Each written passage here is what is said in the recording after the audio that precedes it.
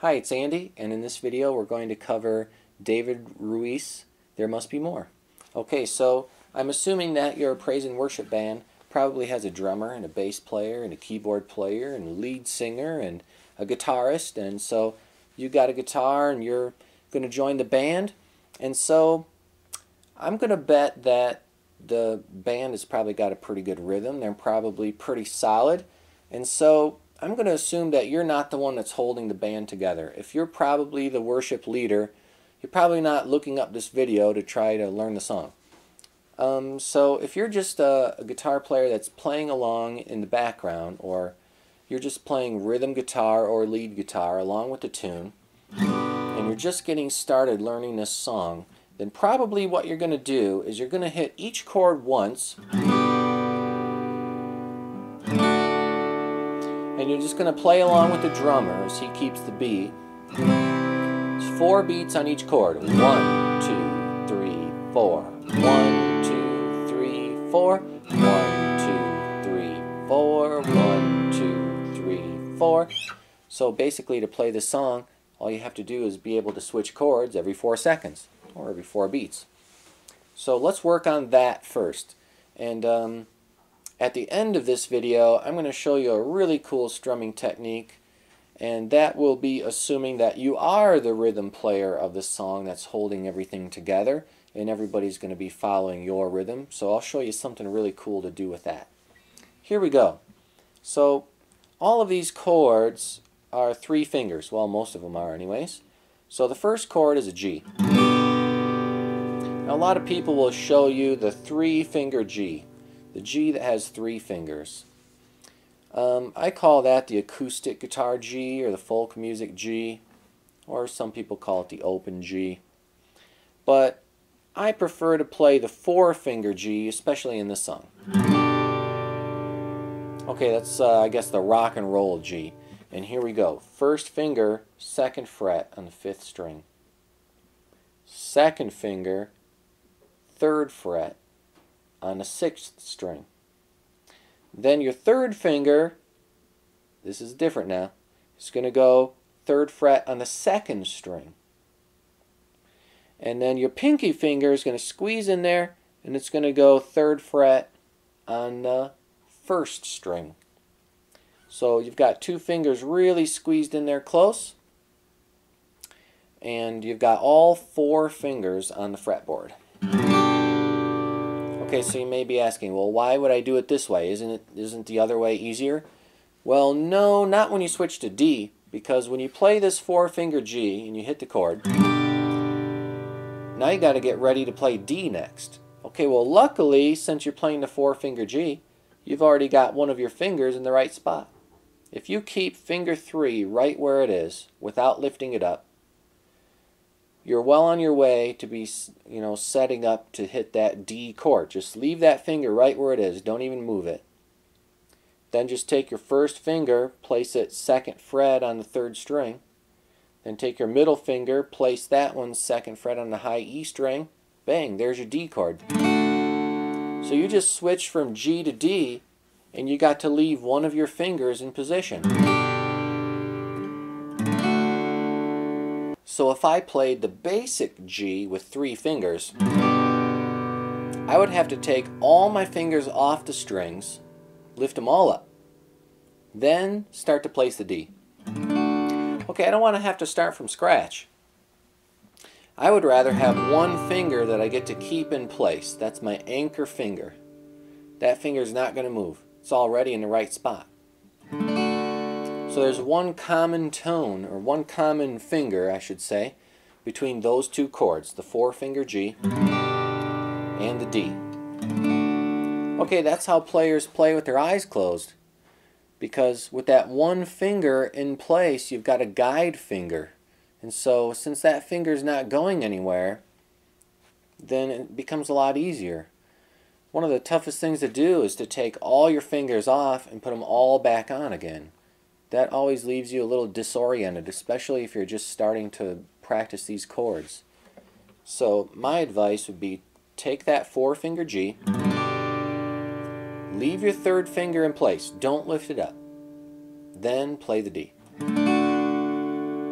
Okay, now if only we could do that on the next chord, which is an E minor. Sorry, there's no shortcuts here. We're going to have to lift them all up. There's no other way to do it. Luckily, E minor's easy though. 2 fingers close together. That's 2nd fret on the 5th string, 2nd fret on the 4th string. Okay, now, are there any fingers you can keep when jumping to a C chord? C chord's the next chord in the song. Any fingers there that you can leave in the same place? The answer is yes, your middle finger. Keep that middle finger on, don't take it off. It's already on the right note. If you take it off, you'll have to just put it right back in the place it was. Don't do that. So here we go. 2nd finger, keep it there. 1st finger, place it on the 1st fret, 2nd string. 3rd finger, place it on the 3rd fret, 5th string. Bang, there's your C chord. Okay, and then it's time to start the riff over again. We're back to G. Sorry, you can't keep any of the fingers there. There's no common tones, so no common fingers, I should say. Anyway, so there's 2 shortcuts there where you can keep a common finger. Let's study them again. Here we go. We're starting over. 4-finger G. Now keep that 3rd finger on. Don't take it off. Switch to D. Okay, you'll have to lift all the fingers to go to E minor. Okay, and then 2nd finger stays. Don't take that finger away. Set up a C. And then you repeat. Lift them all up. We're back to G. Okay, now if you really want to master this song and play it up on stage, you know, as a member of the worship band, you should try to learn how to play those chords with your eyes closed. So practice them for a while with your eyes open, and then close your eyes. See if you can make all those changes. And just take your time, you're not in a hurry. See if you can play all those chords and find all the right notes by feel with your eyes closed. If you can, then you're really ready to jam with the band. Okay, now let's try that riff with the drum machine.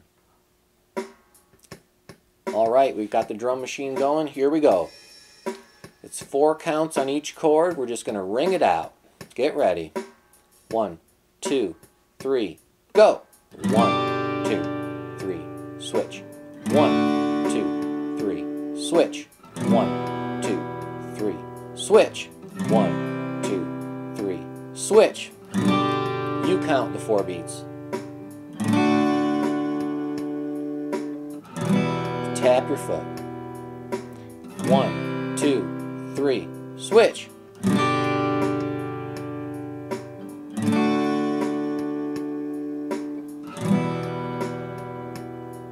Now if the rest of the band is good, if your drummer's good, your bass player's good, and your guitar player is solid, you can just play this and it'll be easy. You're just kind of filling in. No one's really following your rhythm. You're the one that's following them. That's the best way to start with your worship band. Follow the leader, the guy that's holding the song together with his rhythm. You follow him. You change chords when he does. Don't try to play exactly what he plays. Just make the chord changes. And of course, end on a G. Okay, now let's assume that you are the leader and the rest of the band is going to follow your rhythm. So, you can't just hold each chord for 4 counts. That's not going to work. You'll have to establish a rhythm. And so, the best rhythm for this tune sounds something like this.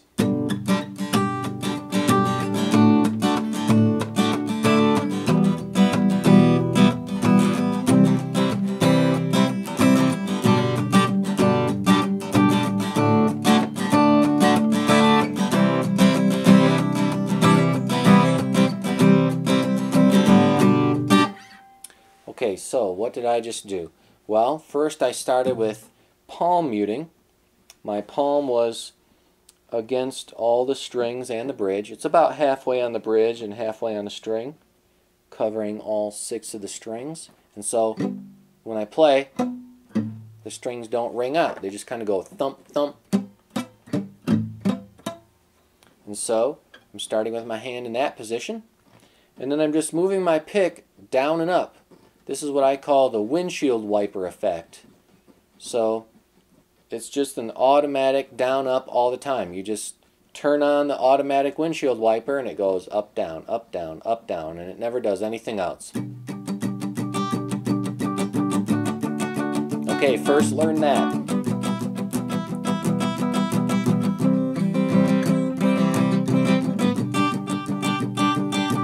Okay, and you can vary the amount of palm muting if you want to take it away. And then put it back on. And then really get a lot of palm muting. Maybe a little less. Okay, and maybe I only want to palm mute the lowest sounding strings, but not the highest ones. Maybe I want to palm mute all the strings again. Okay, so the windshield wiper effect. I just go down and up all the time. I never do anything different. Okay, now let's talk about the other thing I threw in there, which is a thump or a thud. I'm literally taking my hand and hitting the guitar and hitting the strings with this part of my hand right here. And so when I hit the strings, first I get a thud out of the guitar, and that sounds nice and beefy with a lot of bass. So if I combine that with letting my pick also hit the string at the same time, you can hear a little bit of the chord. Now I'm not going to strum hard. What I'm going to do is I'm just going to really loosen up my pick hold, and I'm just going to thump the strings by hitting the palm of my hand on the strings. I'm going to practice that for a minute. Okay, but I'm going to allow my pick to bounce off the strings also. And I'm not really trying to pick the strings. I'm just hitting the strings with the side of my hand. Maybe my pick will also make contact with the strings as well, a little bit. I'm not going to get a lot of notes out of this. It's more of a thud. Okay, maybe I will just only have the pick hit the lowest strings so I get that rich bass note there. And that's what it sounds like. I'm simultaneously hitting the string with my hand and picking it. It's important to take your hand off when you're done so that you bounce off. Now if I just left my hand there, then it wouldn't make any music. I got to take it off.